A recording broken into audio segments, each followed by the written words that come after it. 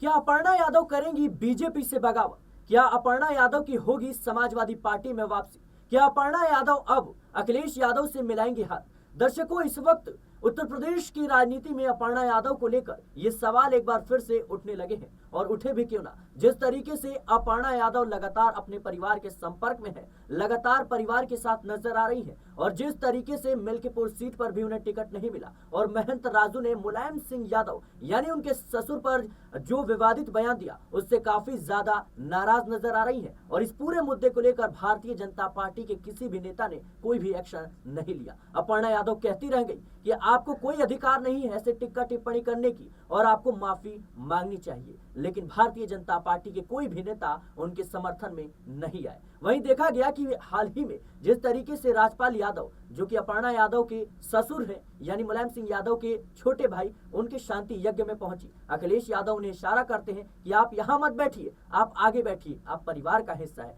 शिवपाल सिंह यादव उन्हें जगह देते हैं। जिस तरीके से अपर्णा यादव लगातार बयानबाजी कर रही है कि अखिलेश यादव मेरे बड़े भैया समान है, उनसे समय समय पर बात होती रहती है, आशीर्वाद बना रहता है। शिवपाल यादव से क्या संपर्क है अपर्णा यादव को, ये आप सब जानते हैं। शिवपाल यादव और अपर्णा यादव के बीच किस तरीके से नजदीकियां हैं, यह हम सब ने देखा। और अपर्णा यादव अपने जो पद है उससे बिल्कुल भी खुश नहीं नजर आ रही है। माना जा रहा था कि अपर्णा यादव को बड़ा मौका मिलेगा, लेकिन अभी भी भारतीय जनता पार्टी में उनको लेकर कोई भी कह सकते हैं कि सोच विचार नहीं हो रहा है। लेकिन सर, जिस तरीके से देखा जाए तो अपर्णा यादव पूरे तरीके से महंत राजू पर भड़क उठी और उन्होंने कहा कि आपको कोई अधिकार नहीं है ऐसे किसी के ऊपर टिक्का टिप्पणी करने की,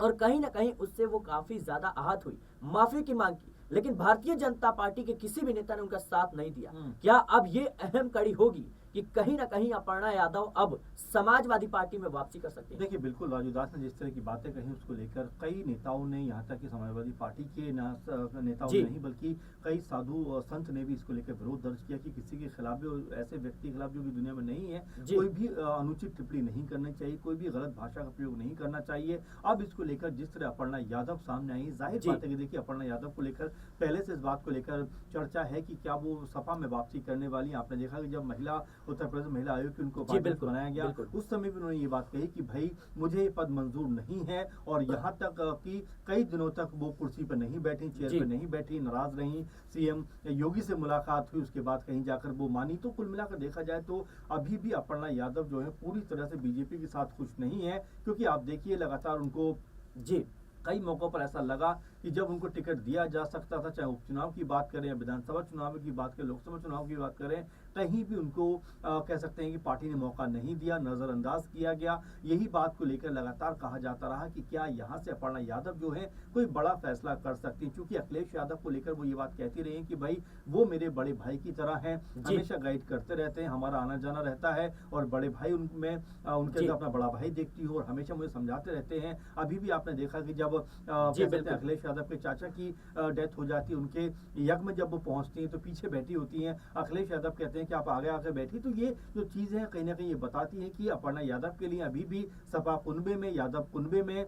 बहुत ज्यादा मान सम्मान है, बहुत ज्यादा उनको लेकर कह सकते हैं कि एक दुलार और प्यार, क्योंकि छोटी है घर में, तो जाहिर बात है चाहे डिंपल हो, चाहे अखिलेश यादव हो, चाहे शिवपाल यादव हो, जो घर के बड़े हैं उनको बड़ा प्यार भी करते हैं, स्नेह भी करते हैं। और शिवपाल यादव के साथ में तो जो बहुत ज्यादा उनके साथ में उनका बेहतर रिश्ता है। उनके चाचा हर सब मौके पर कहती हुई नजर आती हैं, और यहाँ पर शिवपाल यादव भी लगातार उनके बारे में पूछते रहते हैं, सोचते रहते हैं। तो ये तमाम जो चीजें पारिवारिक तौर पर देखने को मिलती हैं, और यही बात को लेकर कहा जाता भी रहा है कि क्या अपर्णा यादव अब बीजेपी के अंदर खुश नहीं है, क्या बीजेपी की जो लगातार जिस तरह से उनको नजरअंदाज किया गया उससे लेकर वो खफा है, और क्या सपा के अंदर उनकी वापसी हो सकती है। कुछ दिन पहले तो ऐसा लगा भी कि वो सपा के अंदर आने वाली हैं, क्योंकि कई मौकों पर पूछा गया डिंपल से भी कि भाई क्या अपर्णा यादव वापस आ सकती है। उन्होंने कहा कि उनके दरवाजे बंद नहीं है, पार्टी का आलाकमान तय करेगा, वो वापस आ सकती हैं। और ये तो जो चीजें तमाम होती है, देखिए परिवार होता है अक्सर सिराज, क्योंकि परिवार को लेकर हम राजनीतिक जो चीजें वो नहीं सोच सकते। आपने देखा कि जब चाचा की मृत्यु होती है, राजपाल चाचा जो अखिलेश यादव के चाचा हैं, उनकी मृत्यु के बाद जो यज्ञ होता है उसमें भी अपर्णा यादव नजर आती है। तो ये पारिवारिक जो चीजें होती है वो कहीं ना कहीं अपर्णा यादव थामे रखना चाहती है, और यही बात है कि हर कोई ये कहता है कि भाई आज नहीं तो कल अपर्णा यादव की वापसी सपा में होना तय है, इसीलिए शायद लेकिन बीजेपी सर ने- अब तो इसकी सुगबुगाहट दिखने लगी है, क्योंकि देखा जाए तो मिल्कीपुर में उपचुनाव है। जी। इस उपचुनाव में भी माना जा रहा था कि जो उत्तर प्रदेश में 10 सीटों पर अभी विधानसभा के चुनाव हुए, 9 सीटों पर 1 सीट पर अब होना बाकी जी। है, तो कहीं ना कहीं इसमें किसी न किसी सीट पर उन्हें मौका दिया जाएगा, लेकिन उन्हें मौका नहीं दिया गया। और कहीं ना कहीं नाराजगी अपर्णा यादव की खुलकर सामने आती है। जब उनसे मिल्कीपुर सीट को लेकर पूछा जाता है तो वो बयानबाजी से बचती हैं और कहती हैं कि नहीं, ऐसा कुछ नहीं है, जो विकास करेगा वो कहीं ना कहीं जीत हासिल करेगा, वैसे भारतीय जनता पार्टी की जीत होगी, ये बयानबाजी। लेकिन अभी देखा जाए तो महाकुंभ में स्नान करने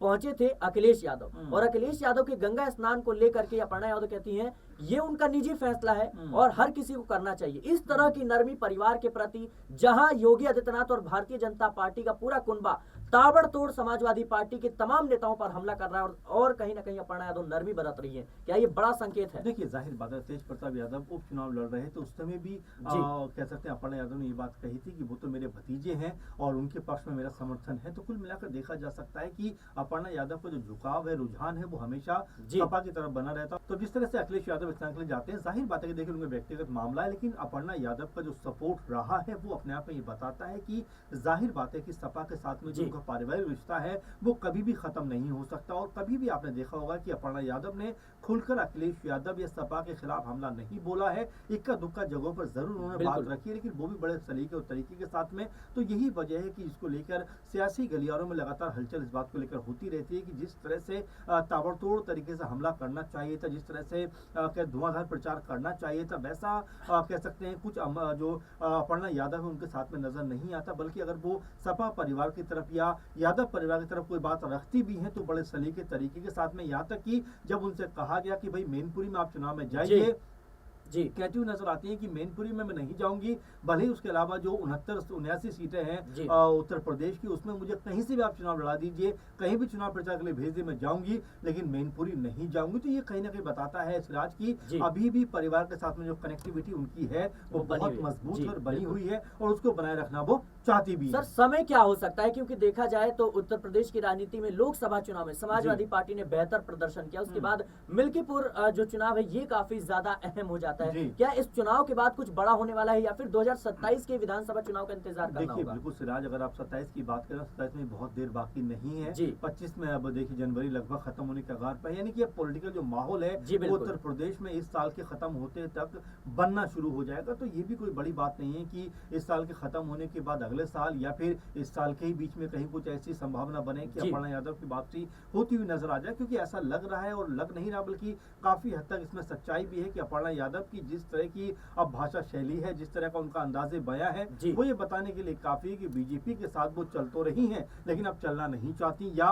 उनको जो मौके मिल रहे हैं कोई बहुत बड़े मौके नहीं मिल रहे, इसको लेकर भी वो खासी नाराज हैं। आपने सही कहा कि 10 जो उपचुनाव सीटों पर हुए, हालांकि 9 पे हुए, 1 अब पे अब हो रहा है, उनमें भी अपर्णा यादव को कोई मौका नहीं मिला। हो सकता था, सब लोग ये भी मान रहे थे कि मिल्कीपुर पे शायद उनको मौका मिल जाए, लेकिन मिल्कीपुर करहल से उनका नाम चल रहा था, करहल से उनका नाम चल रहा था, लेकिन किसी भी सीट पर उनको मौका नहीं मिला। तो हो सकता है आने वाले टाइम में, आने वाले दिनों में यहाँ अपर्णा यादव कोई बड़ी कह सकते हैं भूमिका में दिखाई पड़े, बड़ा कदम उठाती हुई नजर आए और सपा के अंदर वापसी करें, क्योंकि उनका परिवार की पार्टी है, उनका परिवार कहीं ना कहीं उस पार्टी में शामिल है। तो जाहिर बात है कि उनके लिए वापसी करना कोई मुश्किल की बात नहीं होगा। और जबकि अखिलेश यादव हो या डिम्पल यादव हो या परिवार के और तमाम लोग हों, जिस तरह से अपर्णा यादव को लेकर समय समय पर बयान देते रहे, उससे ये लगता है कि वो खुद चाहते हैं अपर्णा यादव सपा कुनबे में वापस आ जाए। जी बिल्कुल दर्शकों, अपर्णा यादव को लेकर इस वक्त उत्तर प्रदेश की राजनीति में चर्चाओं का बाजार गर्म है, क्योंकि जाहिर सी बात है अपर्णा यादव जिस तरीके से अभी बयानबाजी कर रही हैं और कहीं ना कहीं उनका रुख है वो दर्शाता है कि वो भारतीय जनता पार्टी से नाराज है। नाराज इसलिए भी क्योंकि उन्हें उपचुनाव में भी मौका नहीं मिला, और अभी जो बयानबाजी हो रही है मुलायम सिंह यादव को लेकर के, मूर्ति विवाद भी हमें देखने को मिला महाकुंभ में। इसके साथ ही देखा जाए तो